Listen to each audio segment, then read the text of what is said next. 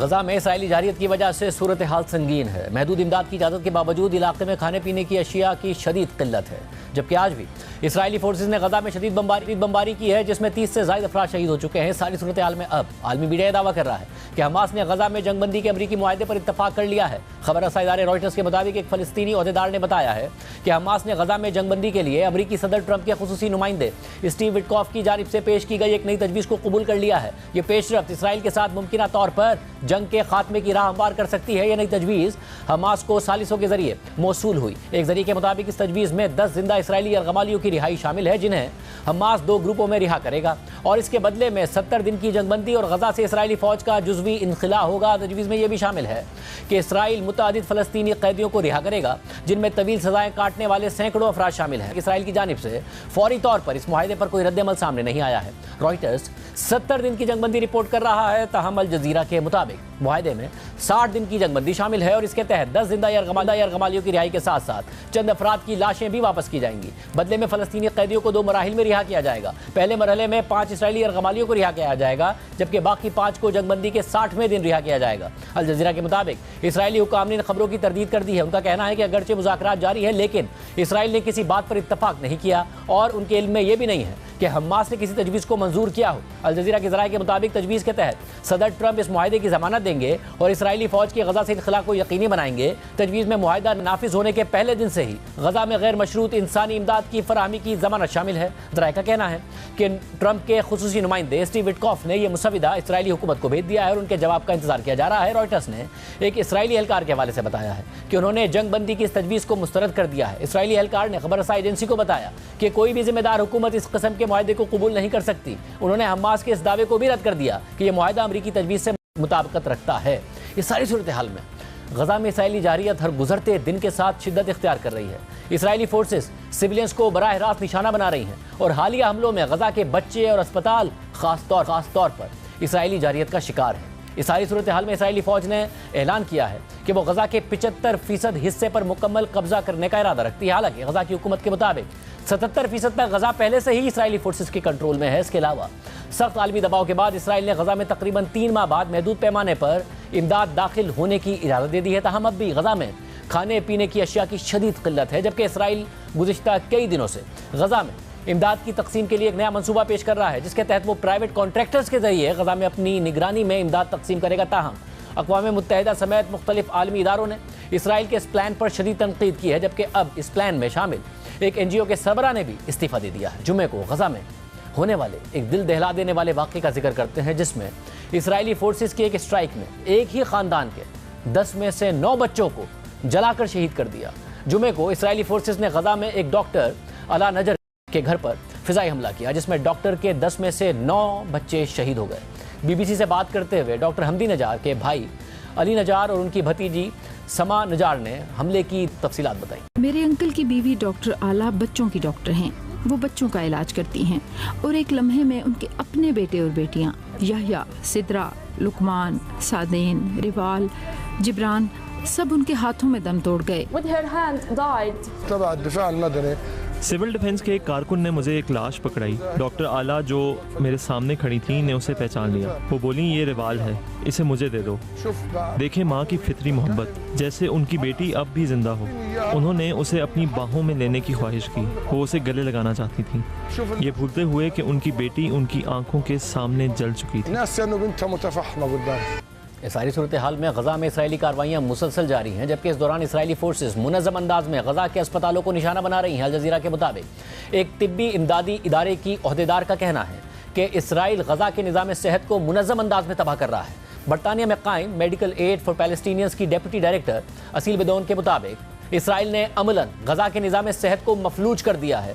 गजा भर में मौजूद 531 तिब्बी मराकिज़ में से 90% मुकम्मल तौर पर नाकारा हो चुके हैं और 1400 से ज़ायद तिब्बी अमले के अफराद शहीद हो चुके हैं। उन्होंने मजीद कहा कि जब मैं गजा में मौजूद डॉक्टरों से रब्ता करती हूँ तो वो थकन और भूख की शिद्दत से बात नहीं कर पाते। गजा में हर अस्पताल को निशाना बनाया गया है। इसराइल ने यह यकीनी बनाया है कि तिब्बी अमला या तो मारा जाए या कैद कर लिया जाए। असील बेदौन के मुताबिक ये वाक़यात महज इनफरादी नहीं बल्कि बैनुल अक़वामी इंसानी कानून की खुली खिलाफ वर्जी और गजा के निज़ाम सेहत को मुनज़्ज़म अंदाज में तबाह करने का हिस्सा है। इसी तरह गजा के अस्पतालों में काम करने वाली उर्दन की डॉक्टर तानिया हाज, हसन ने गजा के अस्पतालों पर होने वाले इसराइली हमलों का आंखों देखा हाल बताया है और साथ ही उन्होंने डॉक्टर अला नजर की तकलीफ को बयान किया है। Dr. Ella worked in the emergency department of Al Nasser Hospital. Doctor एला गजा में अल नासिर अस्पताल में इमरजेंसी डिपार्टमेंट में काम करती हैं।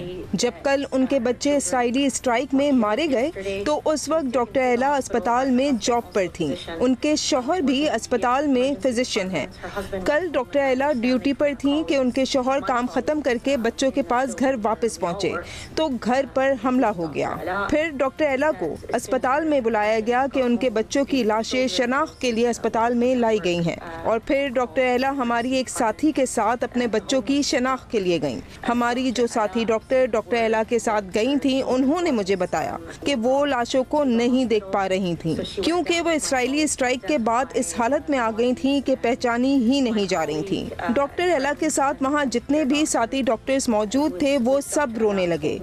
एक साथी ने बताया कि वो डॉक्टर एला के बच्चों की लाशें देखकर होश खोने लगी। अपनी साथी डॉक्टर के साथ बच्चों की लाशें अपने सामने देखना एक इंतहाई दर्दनाक लम्हा था।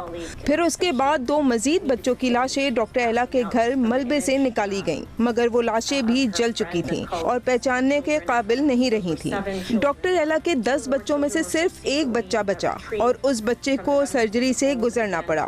डॉक्टर एला के शौहर इस वक्त ICU में हैं और उनकी हालत बहुत नाजुक है।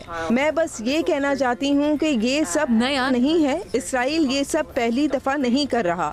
ये एक बार बार दोहराए जाने वाला अमल है जिसमें मासूम शहरियों और हेल्थ वर्कर्स को टारगेट किया जाता रहा है। 1400 से ज्यादा हेल्थ वर्कर्स अब तक मारे जा चुके हैं। ये तादाद सिर्फ हेल्थ वर्कर्स की है जबकि उनके घर वालों के मारे जाने की तादाद इसके अलावा है। मैंने गाजा में जितने भी डॉक्टर्स और दीगर अमले के साथ काम किया उनमें हर एक का कोई न कोई रिश्तेदार जरूर था जो इसराइली फौज के हमलों में मारा गया था।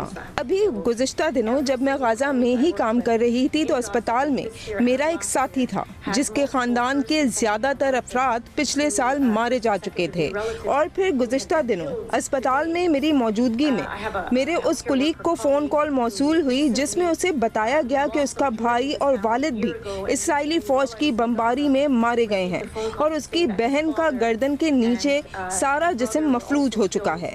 इसका मतलब ये है कि मेरे कुलीग की पूरी फैमिली या तो मारी जा चुकी है या फिर उनकी जिंदगी मफलूज हो चुकी है। हम उन लोगों को क्या बताएं और कैसे बताएं कि आज तक बार बार हर रेड लाइन को क्रॉस किया जा रहा है मगर कोई इसे रोकने को तैयार नहीं है।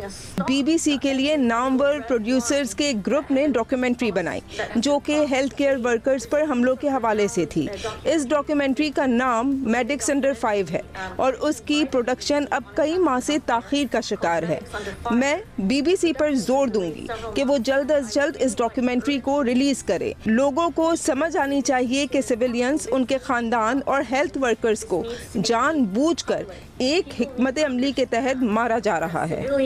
Their families, healthcare workers are being intentionally and deliberately killed. The IDF have said in their statement regarding this attack. Doctor Tania Hasan, Israeli defence forces का कहना है, हमने सिविलियंस को पहले ही उनकी हिफाजत की खातिर हमले से पहले इस इलाके से निकाल लिया था और वो इस दावे का जायजा ले रहे हैं कि स्ट्राइक में सिविलियन मारे गए हैं। आप खुद गजा में अस्पताल में काम कर चुकी हैं और मैं आपकी आवाज में दर्द महसूस करती हूँ। आप अपने तजुर्बे की रोशनी में गजा के हालात के हवाले से क्या कहेंगी? How would you characterize what you're seeing in Gaza when you go there to work?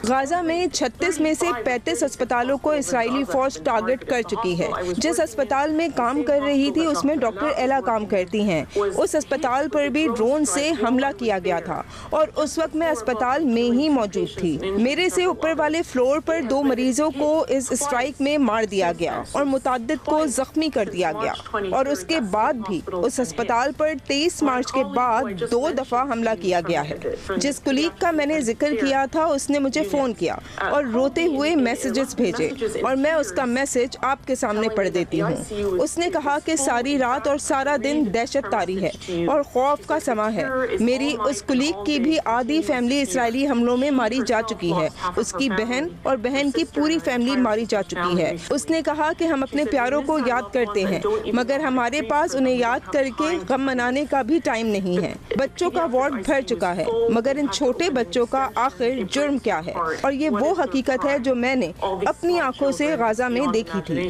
जिन बच्चों के आईसीयू में मैं काम कर रही थी वो भरा हुआ था, उन बच्चों से भरा हुआ था जो माजूर हो चुके थे, यतीम हो चुके थे।